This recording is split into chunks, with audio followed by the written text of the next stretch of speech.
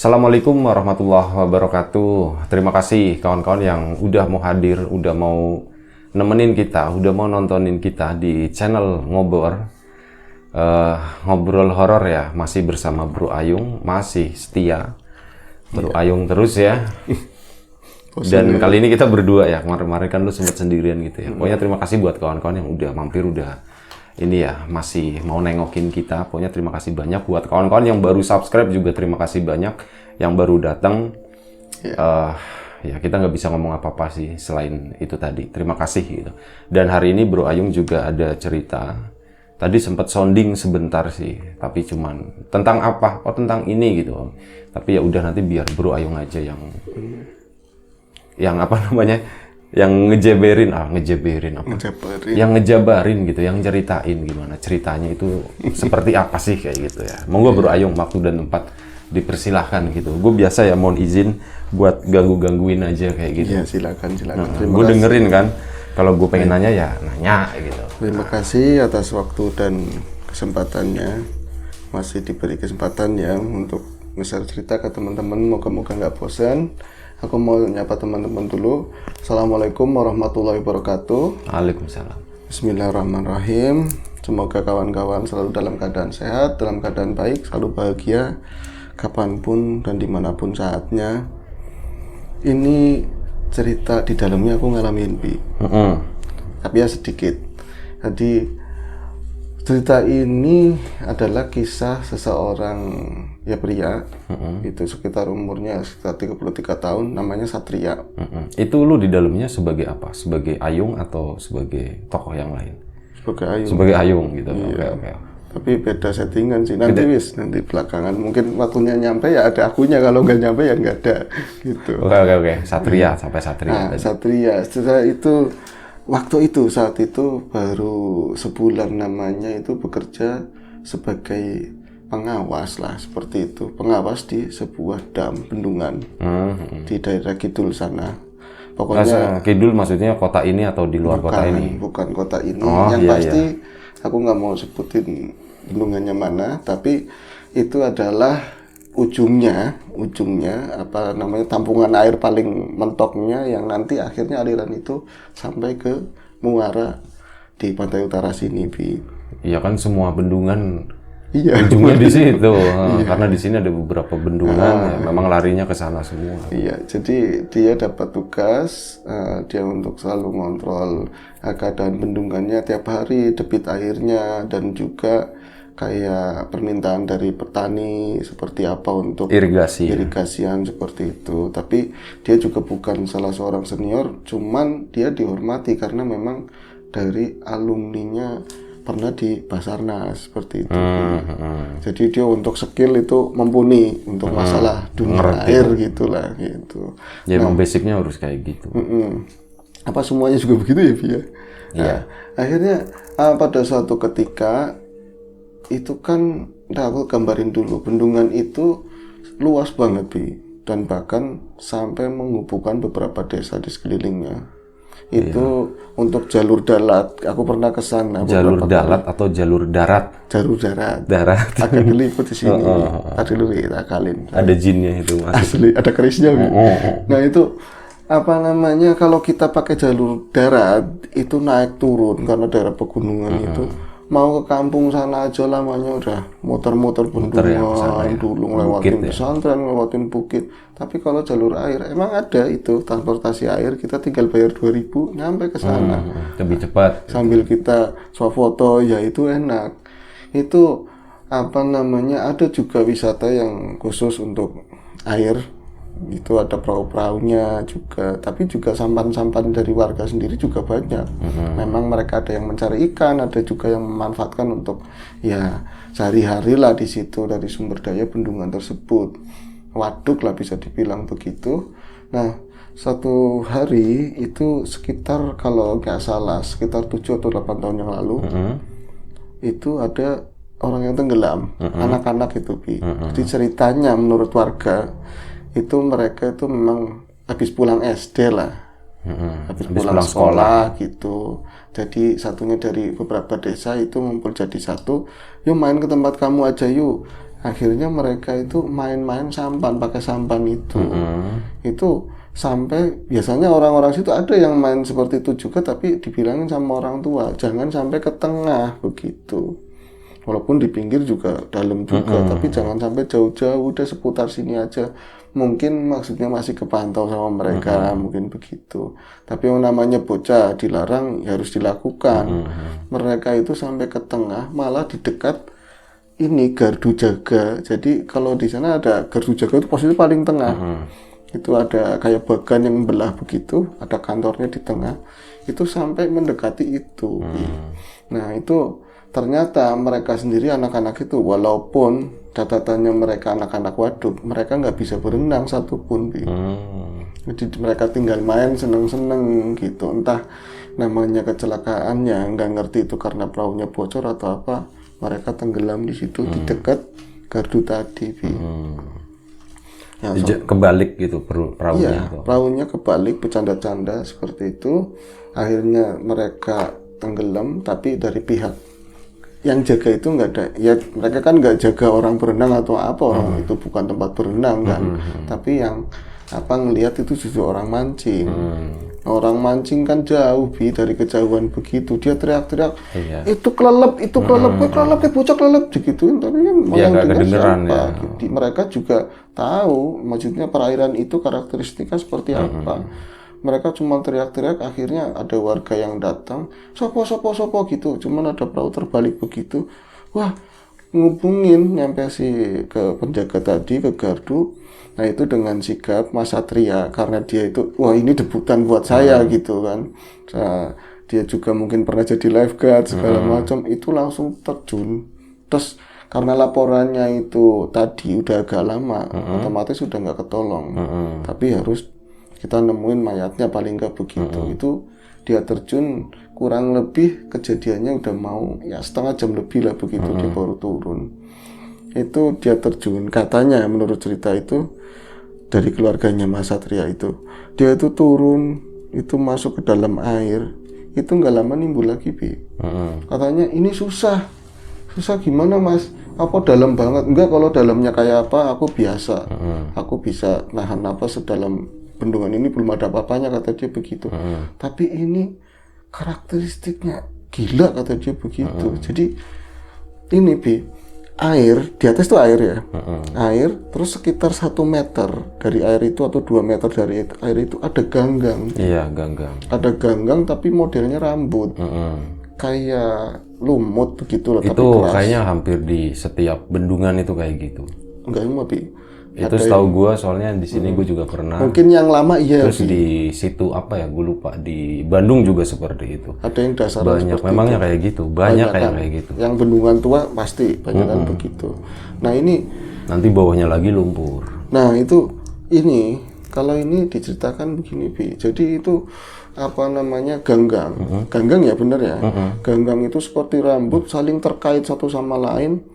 Itu ada memang sepatu, masih pakai baju sekolah, Jadi sepatu. Sorry, itu yang tenggelam itu berapa anak? 3 anak. 3 anak itu. Yang kelihatan itu 1 nyeblok, jadi di dalamnya ya itu ganggang tadi, bagian kepala badan nggak kelihatan, tapi kaki sama ini baju ya merahnya gitu. Merahnya itu masih kelihatan. Kaki satunya ketimbun ini lah ganggang tadi.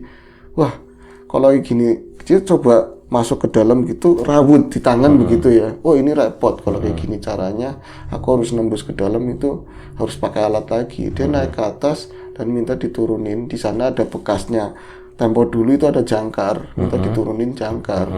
Jadi kalau dia kesulitan masuk ke dalam ganggang itu, tinggal pegangan itu terus diangkat. Dan untuk nembus itu kan lumayan kan beratnya dia. Itu diulangi lagi, dia nyemplung. Ternyata yang bikin dia ini kok perairan agak beda sama yang lain. Jadi ganggang itu sekitar 3 atau 4 meter ganggang itu, di bawahnya itu kosong. Setelah bawahnya itu kosong baru lumpur. Jadi ada jeda sekitar 50 cm atau 60 lah begitu. Nah, yang 2 itu ada di ruangan yang kosong tadi. Jadi dia ngurutin nyemplung begitu sambil bukain itunya. Yang 1 diangkat berhasil, yang keduanya itu di beda tempat tapi dekat-dekat situ. adanya di kolong-kolong tadi, baru setelahnya lumpur. Taruhlah itu berhasil diangkat. Ternyata memang dari beberapa warga lain desa itu ya, anak-anak lain desa dan anak SD yang tadi dilarang jangan nyampe ke tengah, gempar kejadian itu. Nah ini aku nggak mau misahin yang tadi, ini diri Mas Satrianya sendiri. Jadi setelah dia nolongin untuk pertama kali tadi debutnya di waduk tersebut, dia itu ngerasanya gelisah. Habis itu kan siang hari gitu ya. Jadi makin sore, makin menjelang asar, malamnya itu makin gelisah. Dia jadi malas ngapa-ngapain, malas minum, malas makan, sakit. Dia meriang. 1-2 hari meriang, dan dalam keadaan meriang itu dia itu selalu didatengin sama mungkin penghuni situnya. Jadi yang dia ceritain itu ada makhluk ya. Aku ngertinya orang namanya di mana aja ya kayak gitu, orang itu ya ditolongin, tapi nggak ngerti bakalan kejadiannya seperti ini. Kalau kayak gini mendingan yang lain aja, orang sini aja gitu. Jadi didatengin sosok makhluk, dia nggak jelas, cuman kayak model kepala segini, kepala sama badan, sininya nggak jelas. Dia bawa kayak apa namanya senjata perang begitu, itu marah sama dia. Itu malam-malam nggak tidur dia. Suara alam. Itu mimpi atau enggak, nyata. Nyata. Jadi dia baringan dalam keadaan badan nggak enak lah, sakit. Untuk di hari ketiga, hari 1, 2 enggak ada apa-apa, tapi hari malam ketiga itu dia didatengin. Dia cuma ditunjuk. Jadi dia ketemu sama sosok itu di kamarnya dia, tentu itu di depan pintu, kayak selangkah di depan pintu. Dia di atas ranjang dituding.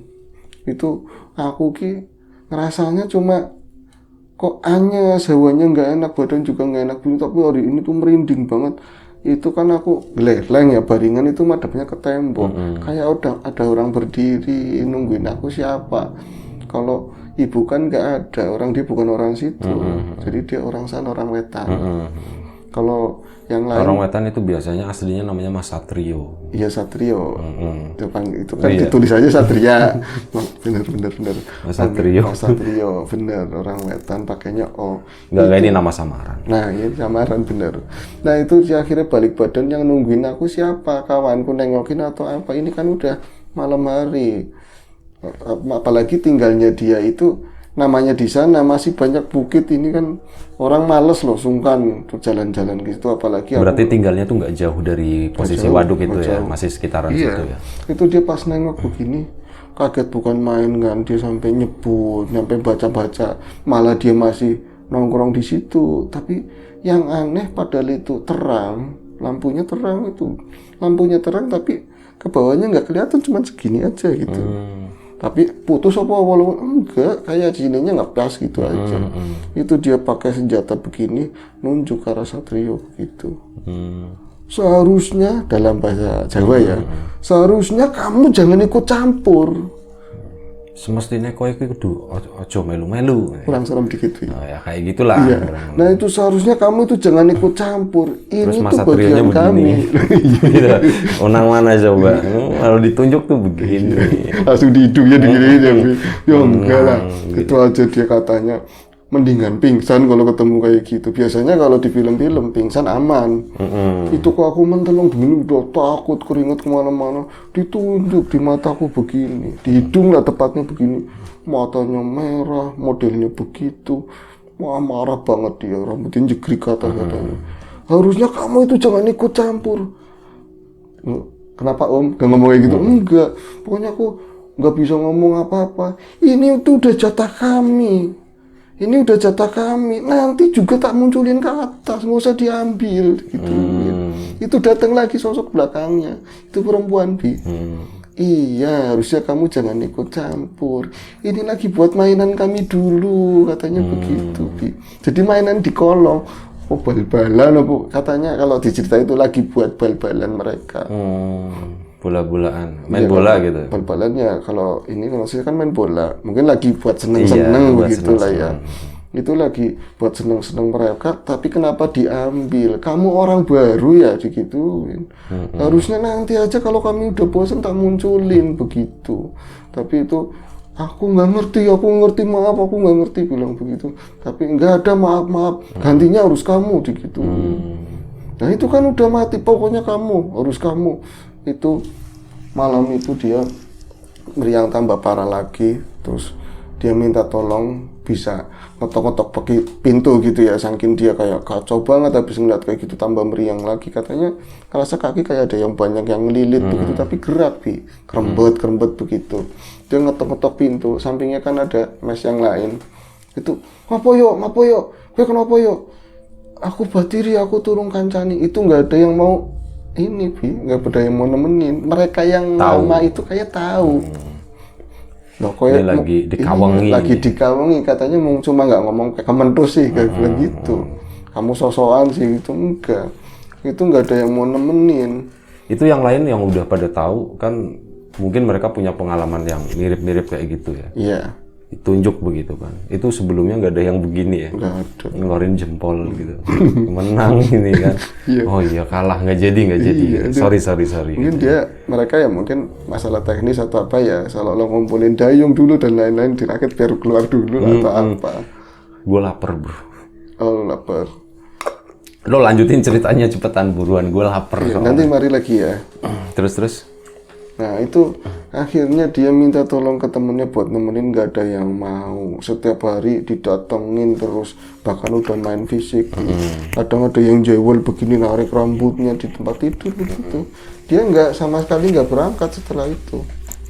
Lu lanjut aja. Nah, gue mau pesen makan. Oke. Sorry, ada sedikit teknis Mas Bi. Jadi kawan-kawan setelah itu Mas Satrio itu jadi nggak tenang banget di badannya. Dia itu cepet ya.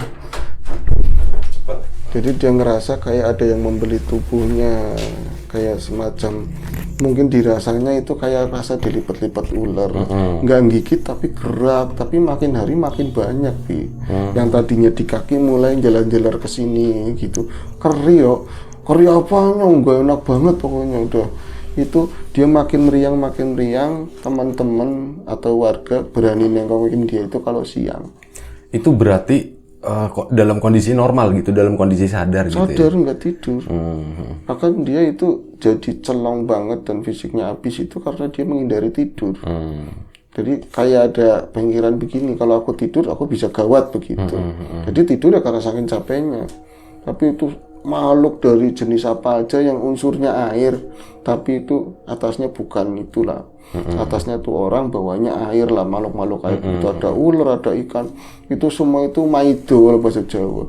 Itu kenapa kamu begitu? Kenapa ini lagi buat main-mainan kami? Ini udah waktunya mereka. Kita dari dulu begini, sejak zamannya ini dibangun udah begini. Itu tapi Satrio, aku nggak tahu, tolong Nyai, ada tolong Mbah, jangan begitu, aku udah harus apa yang aku lakukan, nggak bisa, kamu itu gantinya. Tapi karena memang keadaannya Mas Satrio itu tambah parah, akhirnya dideportasi ke dipindah. Enggak, bukan. Oh, maksudnya dibawa pulang ke kampung halamannya di Wetan sana gitu. Nah di sana kan paham ya, ada banyak orang yang paham tentang klinik seperti itu, tapi ini di pandangan mereka dan juga yang dialami Satrio di sana justru tambah parah. Jadi dia ngalamin kayak nyebrang dimensi, padahal melek. Di sana itu dia itu kayak di lingkungan waduk itu nggak seperti itu, tapi ada banyak istana di pojok sini ada, di sini ada. Terus nggak cuma itu, jadi jalurnya waduk itu sampai ke pantai utara sana itu dia dibawa ke sini. Nanti dia capek di sini kayak diikat di pantai begitu. Kamu ngerasain sakitnya? Ngerasain sakit semuanya. Tapi bagi orang yang keluarganya itu ngeliatnya cuman dia dibaringin begini nggak mau, tangannya seperti ini terus. Sampai diikat begini juga nggak pantas, nanti kayak orang mati. Tapi selalu pengennya begini. Jadi di sananya dalam keadaan dipantek-pantek, kayak dipasung begitu. Tapi gonta-ganti tempat, pokoknya istananya sini, kadang-kadang siluman ini seperti itu. Dan semua ngomong, ini harusnya kamu jatahnya mereka mereka anak-anak itu, tapi kamu ikut campur, kamu harus jadi gantinya seperti itu. itu sampai 2 bulan namanya di sana kayak gitu. Sakit gitu ya. Sakit belum sembuh begitu. Sampai terakhir ada seorang yang datang, orang pintar lagi, datang orang seperti itu, dia akhirnya bilang, nanti Bu, ke ibunya Satrio sama bapaknya, Bu, ini kan awalnya dari sana, penyelesaiannya juga harus di sana, Bu. Bukan kemari. Kalau ke sini terus pakai sesuatu yang dari sini justru kayak kita bentrok. Mendingan dibawa pulang ke sana lagi. Ya, tapi aduh ya Mas, tapi jauh. Ya demi kesembuhan putranya, kasihan anaknya masih kecil begitu, udah kurus banget di.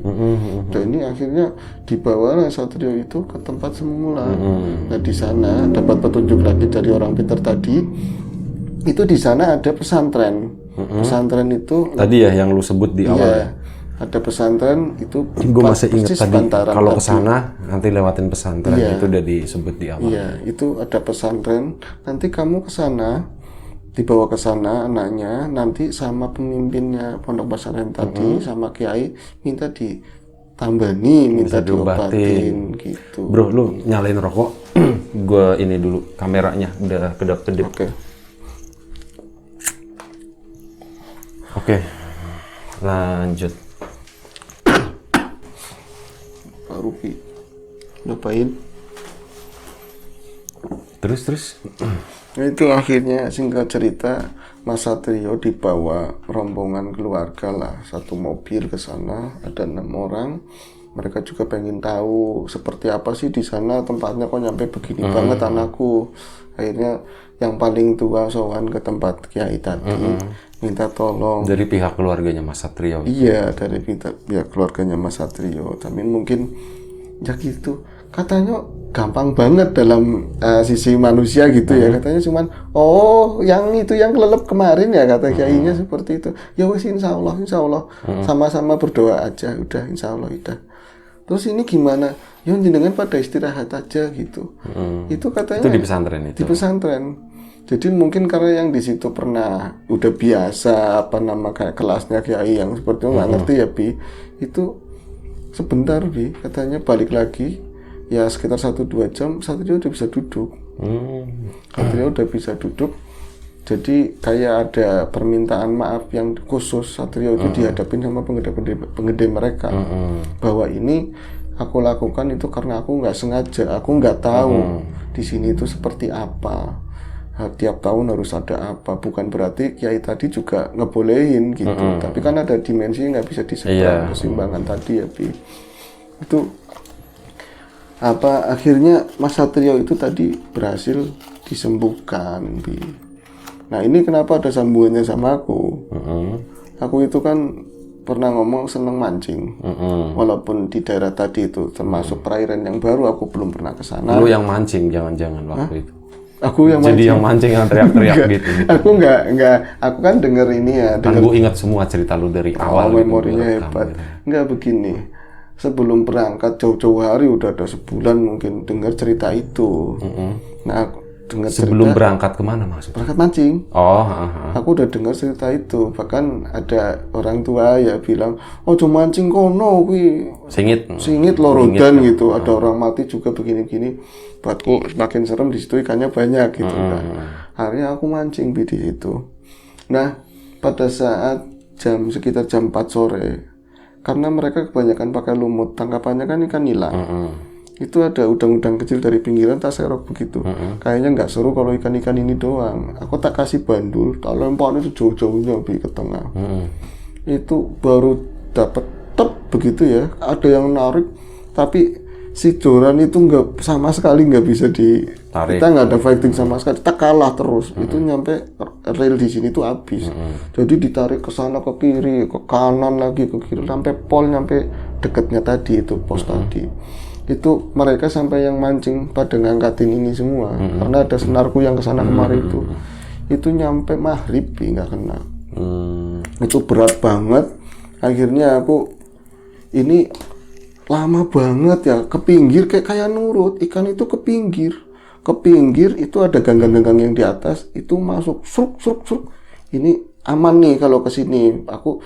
Tapi kata masku bilang gini, "Yung aja goleki penyakit, jangan cari penyakit, udah putusin aja pakai rokok.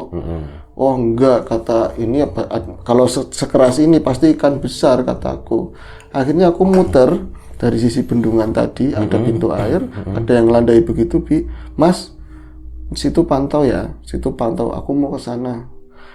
Kalau senar dari karakter senar segitu, nggak mungkin ikan itu keangkat, tapi aku pengen ngeraba ikannya segede apa gitu. Aku berenang, Bi, ngaco banget. Itu berenang ya sekitar dari bantaran yang paling pinggir itu 20 meter ke sana. Itu berenang, pas aku jajakin begini, itu senar tak ikutin itu, Bi. Aku jajakin begini, nyah, kok kayak gini, tak ambil kan, masih ya injak-injak air begitu, tapi kok makin gelibet. Tau-taunya, ganggang model kayak gini dalam pikiranku. Kayak gini mah pasukan kata aja habis, apalagi bocah SD begitu loh, tak logikain begitu. Tapi aku piye ki carane? Akhirnya aku dulu kan pernah di kolam renang, pernah kerja di sana. Aku diem, nggak ngapa-ngapain. Aku ngomong sama masku, Mas, reel satunya, bandul yang gede lemparin ke sini, cepet sekarang. Aku bilang begitu, Bi.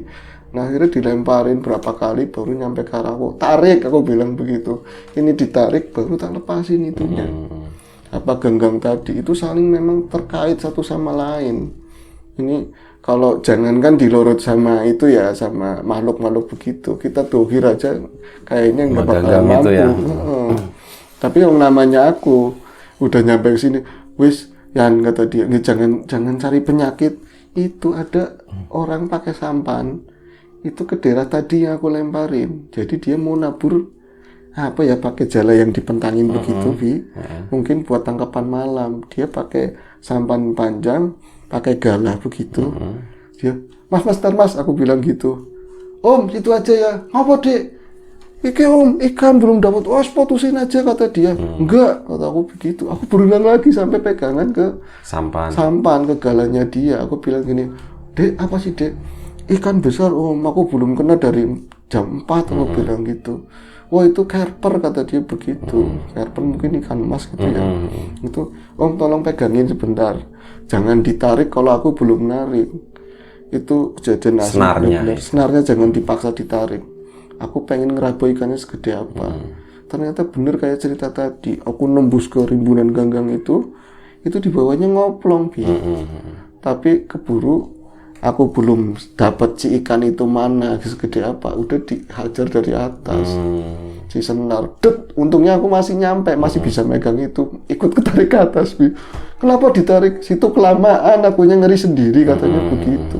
Itu jam 6:30 malam. Akhirnya, sorry ya Mas, aku jadi ganggu situ. Itu kata Mas Kuku ngedon, gila kayak gitu, digituin. Tapi enggak, penasaran sama cerita tadi. Ternyata emang karakteristiknya seperti itu. Tapi ikannya enggak pernah tahu ya? Enggak dapat sama sekali. Ini enggak, sisi seremnya aku enggak ini sih, cuman kayak tadi doang yang aku dapat dari cerita tadi. Ada pressure dari makhluk-makhluk itu bahwa mereka itu merasa jangan diikut campur, nanti juga dimunculin. Kayak beberapa waduk di daerah sini juga ada tim SAR yang kesana. Aku ngeliat sendiri, dipantengin berapa hari, diseser nyampe pakai alat selam itu, pakai jaring.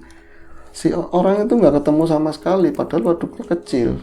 Tapi ada paranormal spiritual dari tempatku bilang gini, nanti jam 11 juga dimunculin. Itu disaksiin orang banyak, ada tim SAR muncul bener-bener bidul kayak gitu sendiri. Itu muncul sendiri. Memang kalau udah waktunya memang muncul sendiri. Tapi kalau manusia segi kita, masa yang nggak dicariin kan begitu, tega banget kan. Dulu ada tahun berapa ya, udah lama banget. Gue masih kecil, masih SD. Tetangga ini dekat sama rumah ini, jaraknya nggak ada 50 meter dari rumah ini.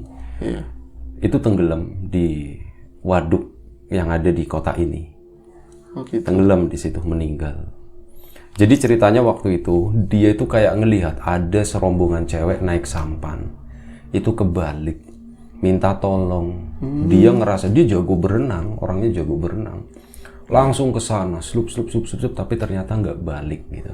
Udah tenggelam aja dia. Dan di sana tuh nggak ada apa-apa. Menurut saksi yang ada di situ tuh nggak ada apa-apa. Ini cerita kejadiannya udah cukup lama. Yang orang sini katanya kenal Joni kan ya? Mm-mm. Katanya tetangganya yang ada di sungai terus dia tahu-tahu nyemplung jalan ambles sampai sekarang nggak balik lagi. Iya, Ada ya? ada. Kalau itu kenapa ya, Bi ya? Itu udah pernah gue bawain di lapak horor Iya. cerita itu. Oh, waktu itu aku belum ke Riam Biru ya. Sempet balik, Oh, sempat balik. tapi sebentar hilang lagi. Betah di sana mungkin. Iya, itu sempat balik. Dimensi. Kalau yang di sini sih itu saudara, kebetulan masih saudara. Saudara deket malah, itu ya itu di tahun 90-an kalau nggak salah. Jadi kalau ke bawah sama seperti itu bukan lebih baik ini atau ini, tapi kalau di air itu fatal. Fatal. Kalau kita udah tenggelam namanya nafas air, kita mau ngusahain kayak apa dia udah pasti meninggal. Tapi kalau dibawanya ke gunung, seenggak-enggaknya kalau dia balik itu masih hidup walaupun pumpang-pumpung kentir gitu loh. Kayak kita lost ingatannya nggak ada, tapi hidup masih. Tapi di gunung juga sama bahayanya. Iya. Nggak ada yang maksudnya ini lebih bahaya itu enggak ada. enggak. Sama-sama bahaya gitu. Apalagi di gunung, orang di jalan juga bahaya kok. Asli kalau Di kita atas tempat tidur juga bahaya. Orang paling banyak meninggal itu di mana? dia di tempat tidur. Tempat tidur kan, itu kan berarti tempat yang berbahaya. Tapi Asli. Mendingan mulai sekarang kita jangan tidur. yang enggak juga. Itu tadi balik tadi yang di cerita sebelumnya sih, kamu bakal mati ya. Memang setiap orang itu, setiap manusia pasti akan mati. Udah itu aja sih. Yang penting sekarang gimana caranya kita ya sebelum ajal menjemput, Kita persiapkan. ya kita persiapkan sebaik-baiknya lah. Kayak gitulah.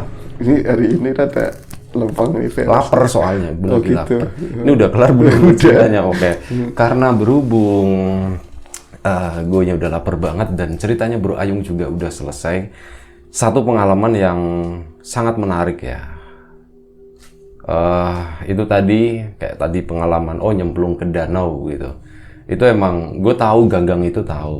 Gue pernah megang gitu. Itu rasanya tuh konturnya. Kalau kering itu kayak ini loh. Punyanya laba-laba, sarang laba-laba kayak gitu. Itu tuh kalau memang kondisinya banyak itu tuh susah diputus gitu tuh susah. Jadi kayak gitu. Makanya ya udahlah. Kebayang sih kayak gimana, tapi ya intinya seperti itulah. Intinya apa ya bro ya? Jangan dekati air kalau kita takut basah. Iya, ya udah gitu aja. Jangan Opo iki. Opo ini. Udah itu aja lah, gue nggak mau banyak omong nanti takutnya salah gitu ya. Terima kasih buat kawan-kawan yang udah mau mantengin acara ngobrolin horor ini bareng Bro Ayung. Terima kasih banyak. Kita mohon maaf ya kalau misalnya ada salah-salah kata, ada sesuatu yang enggak berkenan di mata, di hati, di telinga kawan-kawan semuanya, mohon dimaafkan. Ya, semoga kita tetap diberi kemudahan dalam hal apapun, termasuk kemudahan dalam hal rezeki. Apapun itu semoga selalu diberi kemudahan. Terima kasih banyak. Sekali lagi mohon maaf. Jaga kesehatan kawan-kawan semuanya. Assalamualaikum warahmatullahi wabarakatuh.